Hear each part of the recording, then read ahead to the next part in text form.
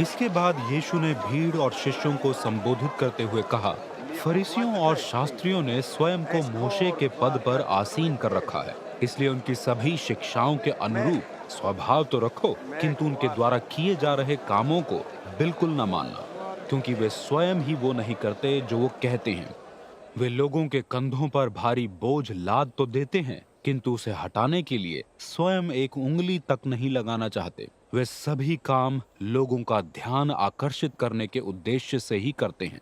वे उन पट्टियों को चौड़ा करते जाते हैं जिन पर वे पवित्र शास्त्र के वचन लिखकर शरीर पर बांध लेते हैं, तथा वे ऊपरी वस्त्र की झालर को भी बढ़ाते जाते हैं। दावतों में मुख्य स्थान, यहूदी सभागृहों में मुख्य आसन, नगर चौक में लोगों के द्वारा सम्मानपूर्ण अभिनंदन तथा रब्बी कहलाना ही इन्हें प्रिय है।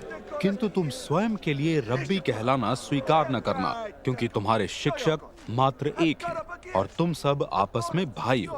पृथ्वी पर तुम किसी को अपना पिता न कहना, क्योंकि तुम्हारे पिता मात्र एक है जो स्वर्ग में है।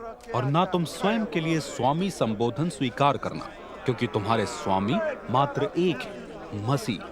अवश्य है कि तुम में जो बड़ा बनना चाहे वो तुम्हारा सेवक हो। जो कोई स्वयं को बड़ा करता है उसे छोटा बना दिया जाएगा, और वो जो स्वयं को छोटा बनाता है बड़ा किया जाएगा।